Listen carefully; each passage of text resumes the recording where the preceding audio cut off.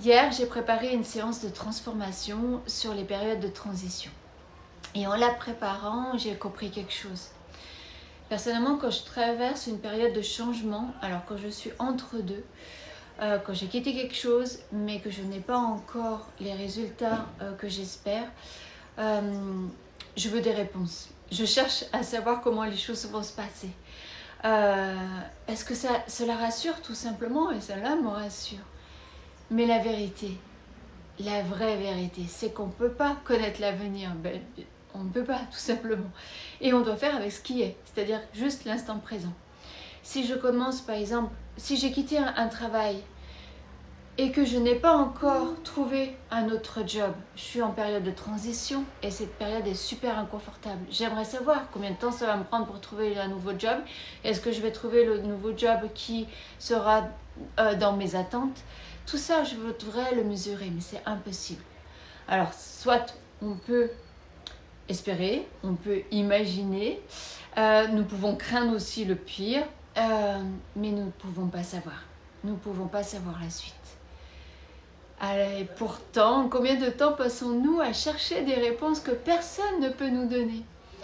Et t'imagines ces périodes où on cherche des réponses, en fait, on envoie des signaux à notre cerveau en disant « t'es dans l'incertitude là, t'es dans la crainte du coup ». Et là, ça génère du stress automatiquement. Peut-être que nous cherchons au mauvais endroit, parce que la vraie sécurité vient peut-être pas des réponses. Peut-être que notre capacité à avancer malgré le fait que nous ne savons pas encore, là, ça nous permet d'être en sécurité. Toi, faire confiance au prochain pas.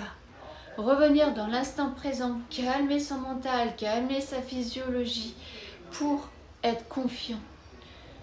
Et nous rappeler peut-être que nous avons déjà traversé des difficultés et nous savons en fait faire. Et l'entre-deux, cette période qui est floue, peut-être que au lieu de chercher des réponses que nous n'aurons pas de toute façon, peut-être qu'on pourrait simplement dire comment je peux me sentir en sécurité. Qu'est-ce que je peux faire là maintenant pour me sentir en sécurité et pour aller plus confiante vers le prochain pas. Parce que c'est ça qui compte en fait.